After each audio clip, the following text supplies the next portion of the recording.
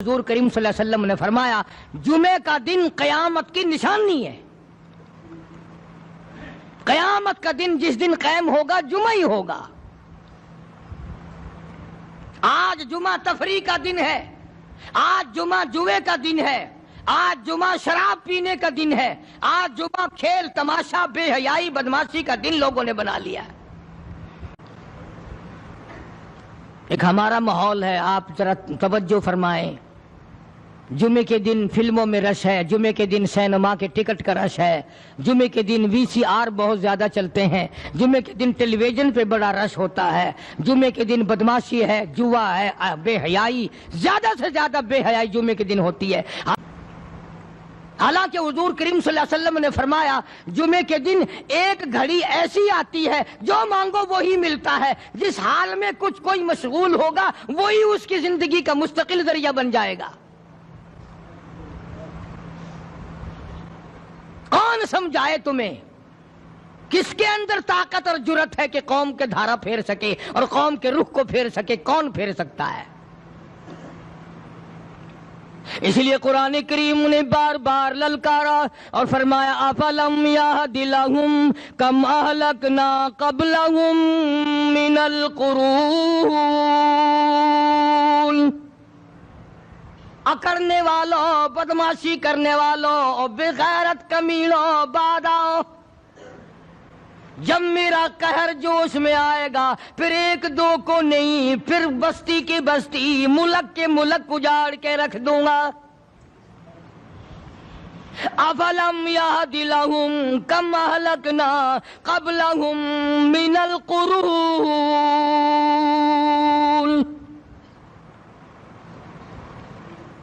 میں نے قرن کے قرن اجاڑ دیے، میں نے روئے زمین کے مالک اجاڑ دیے، میں نے ملکوں کے بادشاہ اجاڑ دیے، میں نے وزیر اعظم اجاڑ دیے، میں نے گورنروں سے بھیک کے ٹکڑے منگوا دیے. میں وہ خدا ہوں وَتُعِزُّ مَن تَشَاءُ وَتُذِلُّ مَن تَشَاءُ بِيَدِكَ الْخَيْرُ إِنَّكَ عَلَى كُلِّ شَيْءٍ قَدِيرٌ.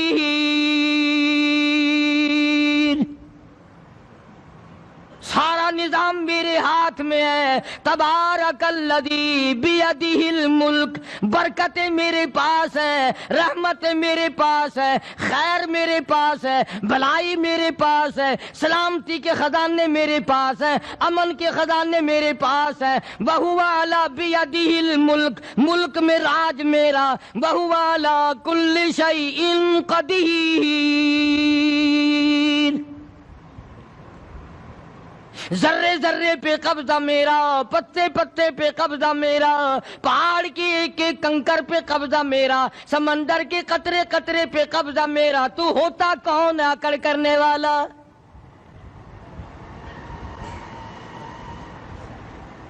غور نہیں کرتے، سوچتے نہیں ہیں کہ کلام الہی ہمیں کیا بتانا چاہتا ہے.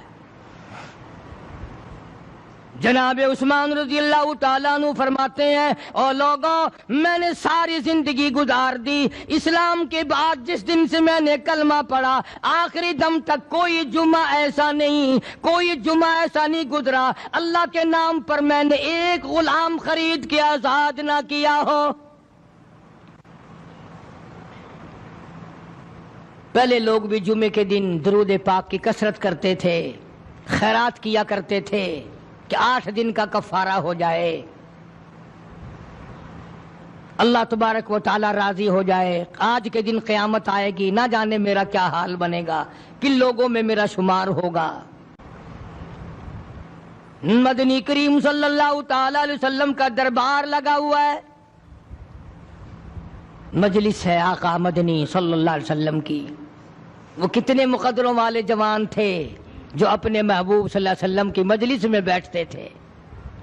وہ کتنے خوش بخت اور خوش نصیبے والے لوگ تھے جو اپنے آقا کے سامنے بیٹھتے تھے. حضور کریم صلی اللہ علیہ وسلم نے فرمایا مجھے 3 چیزوں سے بڑی محبت ہے، 3 چیزیں بڑی پیاری لگتی ہیں، 3 چیزیں دنیا میں بڑی مرغوب ہیں مجھے. فرمایا ایک نماز میری آنکھوں کی ٹھنڈک ہے. سرکار کی پسندیدہ بات سنو، فرمایا نماز میری آنکھوں کی ٹھنڈک ہے، جو نماز پڑھتا ہے وہ میری آنکھوں کو ٹھنڈا کرتا ہے، جو نماز نہیں پڑھتا کیا مطلب؟ وہ مجھے رنج دیتا ہے۔ اور جامع ترمذی میں ایک حدیث موجود ہے، ارشاد ہے حضور کریم سب کہہ دو صلی اللہ علیہ وسلم کا، فرمایا کہ ہر پیر کے دن، ہر جمعرات کے دن ہر امتی کا نامہ اعمال میرے سامنے پیش کیا جاتا ہے۔ ہر امتی کا اعمال نامہ سرکار کے سامنے کر دیا جاتا ہے، تیرے فلاں امتی کا یہ عمل ہے۔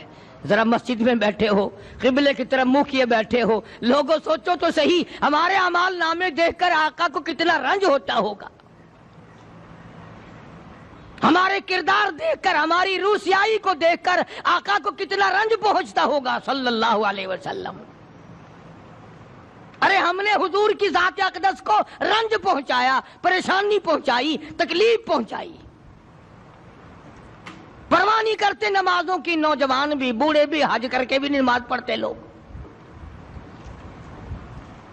اور اب تو ویسے بھی دانا بینا لوگ ہیں۔ تو آپ نے ارشاد فرمایا کہ میری آنکھوں کی ٹھنڈک نماز میں ہے، تین چیزیں مجھے پیاری ہیں پوری دنیا میں، تین چیزیں پسندیدہ ہیں میری۔ سب سے پہلی فرمایا نماز میری آنکھوں کی ٹھنڈک ہے، قرۃ عینی فی الصلاۃ او کما قال النبی صلی اللہ علیہ وسلم۔ فرمایا جس آدمی، جس امتی کا یہ دل کرے کہ میں نبی کی آنکھ ٹھنڈی ہو، اسے چاہیے کہ نماز پابندی سے پڑھے۔ دوسرا فرمایا وفادار عورت مجھے بڑی پسند ہے، حضور کریم صلی اللہ علیہ وسلم نے فرمایا وفادار عورت، ہائے ہائے ہماری ماؤں سے زیادہ وفادار کون ہوں گی؟ جناب عائشہ صدیقہ رضی اللہ تعالیٰ عنہ فرماتی ہیں کالی کملی والے کے گھر میں 3 مہینے چولہے میں آگ نہیں جلتی تھی۔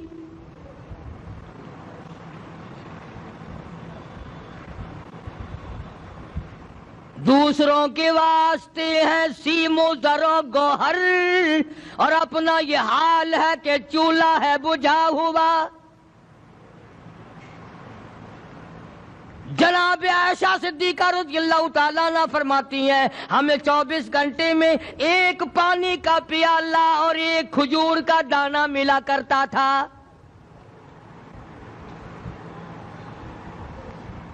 کبھی اپنی ماہوں کی خوراک تو دیکھو، خرچہ تو دیکھو، اور اگلی بات سنو تو حیران ہو جاؤ۔ جناب عائشہ صدیقہ رضی اللہ تعالیٰ عنہ فرماتی ہیں اس پیالے اور کھجور کی قدر بھی تب ہوئی جب وہ بھی نہ ملی۔ پیسوں کو برباد کرنے والوں، بے قدری کرنے والوں، ذرا سوچو تو صحیح کہ کیا گھر ہے محمد عربی سب کہہ دو صلی اللہ علیہ وسلم کا۔ اسی گھر سے خیر و برکت ملی صحابہ کرام کو، لیکن دنیا نہ تھی، بلڈنگ نہ تھی، کوٹھی نہ تھی، بنگلہ نہ تھا، چہل پہل نہ تھی۔ اچھا ایک بات اور آج یاد کر کے لے جاؤ، یہ تو مجبوری ہوئی نا، یہ تو ایک مجبوری ہوئی، پریشانی ہوئی، محتاجی ہوئی کہ پانی کا ایک پیالہ اور ایک کھجور کا دانہ ملتا تھا۔ اور اگلی بات سنو تو حیران ہو جاؤ، مجبوری اور چیز ہے، اختیار سے کرنا اور چیز ہے۔ جناب فاروق اعظم رضی اللہ تعالیٰ عنہ کی حکومت ہے، عائشہ صدیقہ رضی اللہ تعالیٰ عنہ کا سال کا خرچہ 12,000 روپیہ بوری میں بھر کر حضرت عمر نے حضرت عائشہ کے گھر پہنچا دیا، لو تمہارا یہ سال کا خرچہ آ گیا۔ سال کا خرچہ حضرت عمر رضی اللہ تعالیٰ عنہ نے جناب عائشہ صدیقہ رضی اللہ تعالیٰ عنہ کے پاس بھیجا۔ اتنا بڑا بورا بھر کر آیا۔ اللہ غنی، بجائے خوش ہونے کے، بجائے مچلنے کے، بجائے فخر کرنے کے، اپنی خادمہ سے فرمانے لگی، حضرت عائشہ خادمہ سے فرمانے لگی میں نے تو اپنے محبوب صلی اللہ علیہ وسلم کے پیٹ پہ پتھر دیکھے میں نے تو کالی کملی والے کو فاقے کرتے دیکھا. خادمہ سے فرمانے لگی اس بوری کے اور میرے درمیان میں کپڑا لٹکا دے, میری آنکھ دیکھنا گوارا نہیں کرتی, میری آنکھ دیکھنا بھی گوارا نہیں کرتی. اس نے کپڑا لٹکا دیا. اس کے بعد خادمہ سے فرمانے لگی مدینے میں اعلان کراؤ جس کو خیرات چاہیے وہ عائشہ کے دروازے سے آ کے لے جائے رضی اللہ تعالیٰ عنہا. سارے مدینے میں اعلان ہو گیا خیرات لینے والے آ جاؤ. ایک اور بات تھی اس وقت میں, ضرورت مند جاتا تھا, یہ نہیں کہ ٹیبک میں ہزاروں روپیہ پڑا ہوا پھر بھی مانگ کے کھانا ہے, جیب میں ہزاروں روپیہ پھر بھی مانگنا ہے, پلے سے نہیں کھانا. کہ جتنے بھیک مانگے ہیں نا بھیک مانگنے والے, 1 کروڑ روپیہ دے دو انشاءاللہ شام کو پھر بھی مانگے گا. اس کے مقدر میں بھیک مانگنا ہے. اسے فرمانے لگی کچھ نہیں ہے. وہ خادمہ کہنے لگی کچھ نہیں ہے. اب وہ خادمہ کہنے لگی کہ اگر 1 ٹکے کا گوشت منگوا لیتی تو تم بھی اپنا روزہ کھول لیتی گوشت سے, میں بھی کھا لیتی. کیا جواب دیا اما عائشہ صدیقہ رضی اللہ تعالیٰ عنہا نے؟ فرمانے لگی اب تانا دینے سے کیا فائدہ, تو نے اس وقت یاد کیوں نہیں دلایا؟ اس لیے میں نے یہ واقعہ سنا دیا کہ پہلی بات سن کر کے تو آپ لوگوں کے دل میں بھی یہ بات آئی ہے نا کہ جی مجبوری ہے, چوری تو وہ کرنے سے رہی بیچاری. پریشانی جو ہوئی, غربت جو ہوئی, تنگی جو ہوئی, چلو پانی کا پیالے پہ گزر کیا. اور نہیں, یہ حضرات اختیاری بھی فاقہ کرتے تھے. اب 12,000 آیا اور افطار کرنے کے لیے چھچوا رہے, کھجور بھی نہیں. اور ہم تو خدا جانے کب کب تک کا انتظام سوچتے ہیں, پوتے پوتیوں تک کا انتظام جب تک نہ کر لیں اور اولاد در اولاد تک کا انتظام نہ کر دیں اس وقت تک ہماری تسلی تو ہوتی نہیں. اسی کو مجذوب نے بڑے عجیب طریقے سے سمجھایا, کہتا ہے کہ آنے والی کس سے ٹالی جائے گی, آنے والی کس سے ٹالی جائے گی, اور جان ٹھہری جانے والی جائے گی, روح رگ رگ سے نکالی جائے گی, تجھ پہ ایک دن خاک ڈالی جائے گی. تیرے رشتہ دار عزیز اقربا دھڑا دھڑ مٹی پھینک کے ایسے آئیں گے گویا تجھے پہچانتے بھی نہیں. بڑی بڑی عجیب باتیں کہی مجذوب علیہ رحمت نے. اللہ کی رحمت نازل ہو اس کی قبر مبارک پہ, آمین کہو. کہتا ہے سب کی سب ہیں راہ روے کوئے فنا, سب چل رہے ہیں فنا کی طرف. اب یہ جو ہم لوگ بیٹھے ہیں نا خوش ہو رہے ہیں, میری 50 سال عمر ہو گئی, میری 60 سال عمر ہو گئی, میری 40 سال عمر ہو گئی, میری 30 سال کم عمر ہو گئی, اور اصل بات ہمارے دماغ میں آتی نہیں, یعنی قبر میں جانے کے 20 سال کم ہو گئے.